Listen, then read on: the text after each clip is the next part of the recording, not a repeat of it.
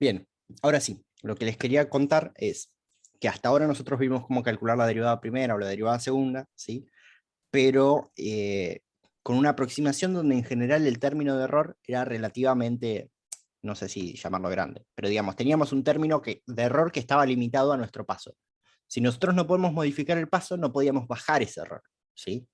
Entonces, lo que vamos a proponer a continuación es alguna metodología para encontrar soluciones que me permitan disminuir ese error, ¿sí?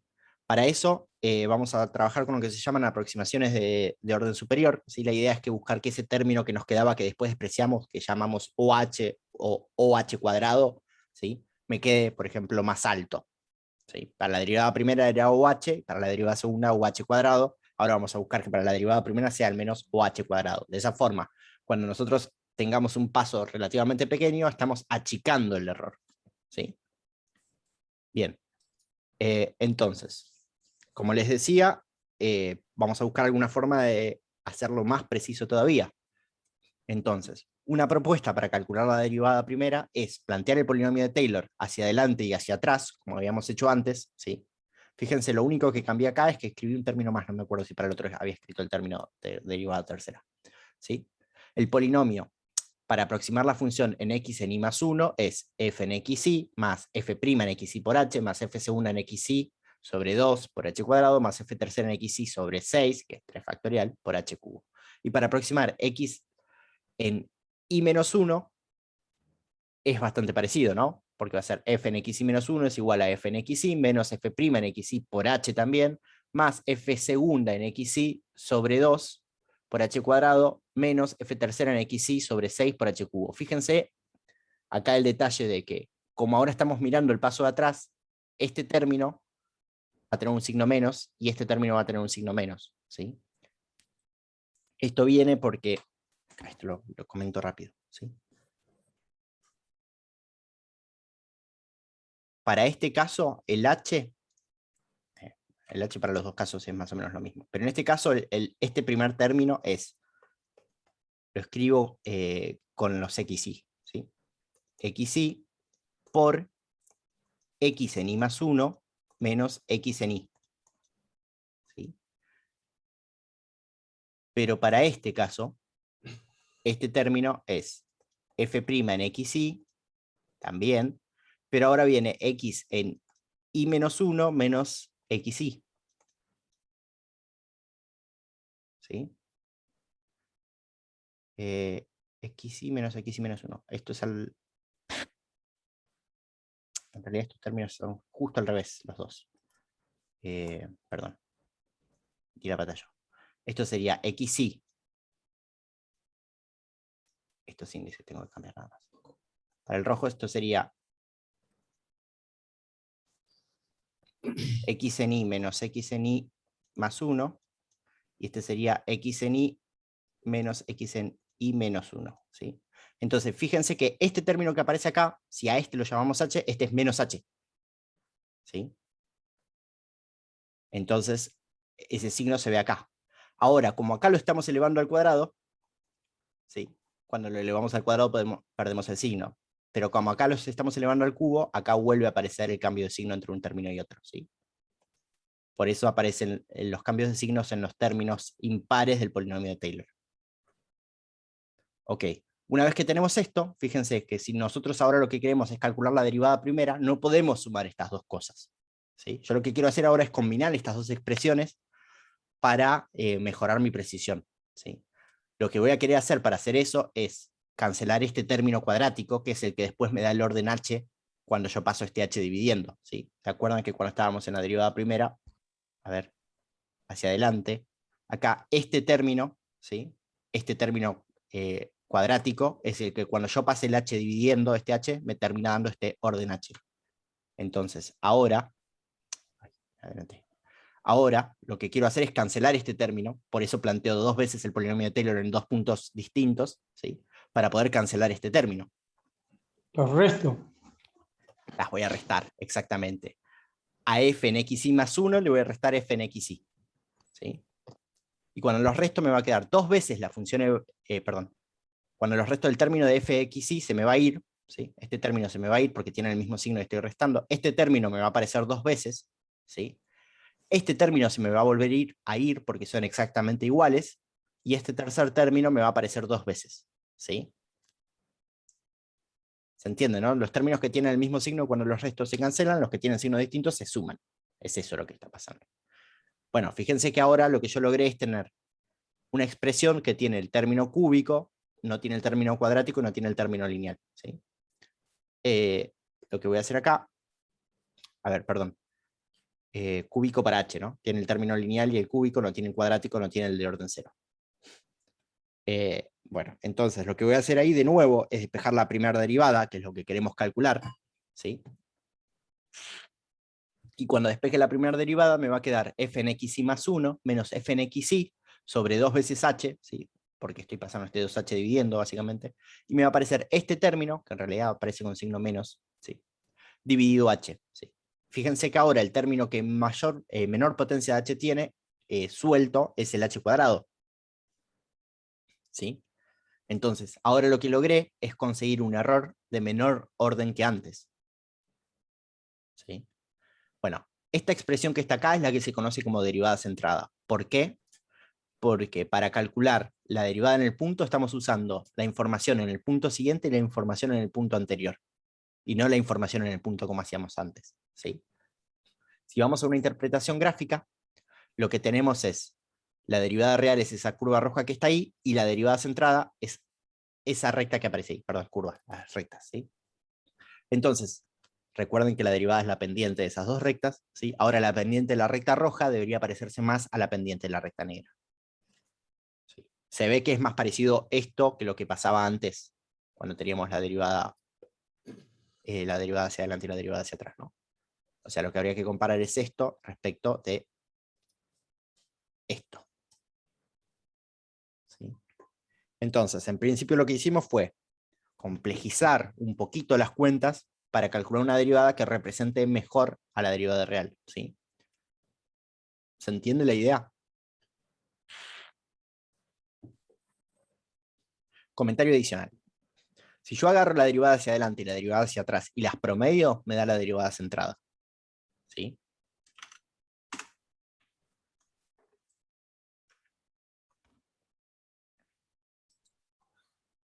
La derivada hacia adelante, ff la voy a llamar, es f de xy más 1, eso. F de x y más 1 menos f en xy sobre h. Y f backward es f de xy menos f en xy menos 1 también sobre h. ¿Sí? Entonces, si yo ahora hago f forward más f backward sobre 2, esto es promediarlas, ¿sí? ¿Qué me va a quedar? Fíjense que las dos están con un h dividiendo, entonces puedo directamente escribir el h dividiendo, ¿sí? Y como las estoy dividiendo por 2 cuando hago el promedio, tengo que escribir ese 2 también. Y me va a aparecer f de x en y más 1, ¿sí? Menos f de xy más este término, f de xy, menos f de x en y menos 1. ¿Sí? Entonces, este término es el mismo que este, cambiando de signo, se van. Y me termina quedando f xy más 1 menos f en xy menos 1 sobre 2 veces h. Y esto es lo que conocemos en general como la derivada centrada, ¿sí? Que también es igual a al promedio de la derivada hacia adelante y la derivada hacia atrás. ¿Sí? Entonces, en general lo que va a pasar es que la derivada centrada, ¿sí?, representa mejor a la pendiente de la recta en el punto. Lo miramos en el ejemplo que hicimos antes. ¿Se acuerdan que en el ejemplo que hicimos antes, para paso 1 nos daba que la derivada hacia adelante daba 5, la derivada hacia atrás daba 3, y la derivada real en el punto era 4, ¿no? Porque teníamos que y era igual a x cuadrado. ¿Sí? Entonces, si ahora nosotros calculamos la derivada centrada, en 2 tenemos que hacer coordenada i del punto, en el paso siguiente es 9, menos la coordenada i del punto en el paso anterior, que vale 1, ¿sí? 9 menos 1, dividido 2 veces el h, o la coordenada x del paso siguiente, que es 3, menos la coordenada x del paso anterior, que es 1. Esto me da 9 menos 1 es 8, dividido 3 menos 1, que es 2. 8 dividido 2, 4. Y la derivada exacta, sí, era 4 también. Con lo cual, con esto, obtenemos una mejor aproximación de la derivada. Esto que me... A ver, comentario acá. Justo en el ejemplo que elegí, me dio que la derivada centrada vale 4, al igual que la derivada exacta o la derivada, si quieren, analítica de la función evaluada en el punto. ¿Esto pasa siempre? La respuesta general es no, ¿sí? Esto pasó porque justo la forma de la función da que se comporta así, ¿sí? El promedio de la derivada es exactamente la derivada analítica. El promedio de la derivada hacia adelante y la derivada hacia atrás. Ahora, esto no necesariamente es así, ¿sí? Esto pasó porque la función es una cuadrática. Si la función tuviese otra forma, esto no va a pasar. Casi nunca va a pasar, de hecho. Pero va a ser mejor aproximación que la derivada sola hacia adelante o la derivada sola hacia atrás. ¿Sí? ¿Esto se entiende?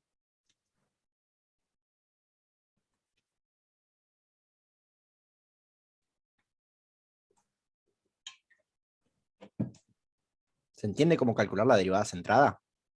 Sí. Buenísimo. Bien. Ahora, ¿sí? Vamos Eso a igual pasar. después no quita que te voy a preguntar si no llego a entenderla cuando la estoy haciendo. Está bien. Sí.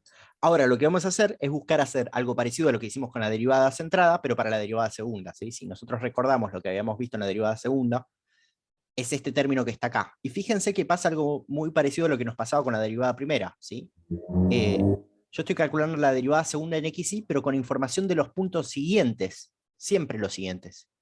¿Sí? Entonces, es lógico que esta derivada no sea muy fiel, que digamos. ¿Sí? Entonces, si nosotros proponemos ahora cambiar un poquito las coordenadas, ¿sí? Vamos a llegar a este planteo de la derivada segunda. ¿Sí? Básicamente lo que hace acá es correr un índice los x de acá. ¿Sí?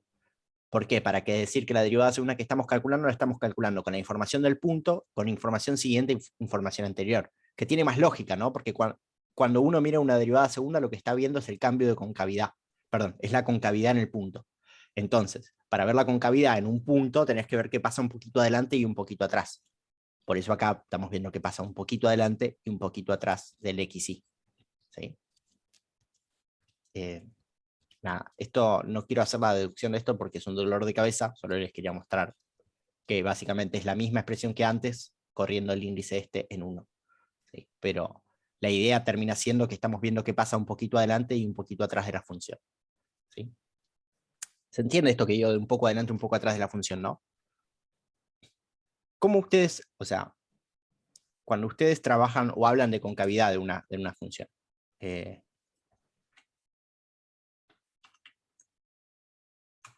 ¿no? Si ustedes tienen una función cualquiera. Bueno, hacíamos la derivada segunda, igualábamos a cero y después nos fijábamos cerquita de ese punto que pasaba si cambiaba de signo.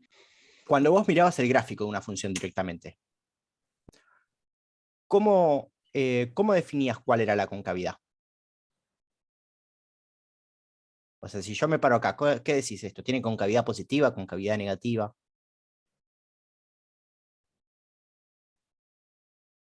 En general, lo más fácil de verlo era cuando estábamos justo en el vértice, ¿no? ¿Cómo definíamos si la concavidad era positiva o negativa acá? Bueno, lo que mirábamos era qué pasa un poco adelante, si yo me muevo un poquito para allá, la función crece, y si yo me muevo un poco para allá, la función también crece. Entonces mi concavidad se llama positiva. ¿Sí? O también lo que hacíamos era mirar el cambio de signo en la derivada. ¿Sí? Acá la derivada vale 0, pero cuando me muevo para un lado me da positiva y para el otro me da también positiva. Me da negativa, perdón. ¿Sí? O sea, la derivada para esto, acá tendrá alguna forma así, ¿no? Que cambia el signo. Entonces, la idea es esa, es mirar qué pasa un poco adelante de nuestra función y un poco atrás para saber cuál es cómo es la concavidad, cómo se comporta la concavidad. ¿Sí?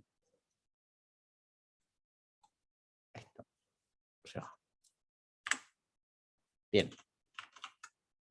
Entonces, esta sería la expresión para la derivada segunda, ¿sí? Centrada. Después hay otras expresiones para calcular, ¿sí? Con mayor precisión, ¿sí? Pero la idea termina siendo la misma de siempre. Hay que plantear expresiones del polinomio de Taylor, ¿sí?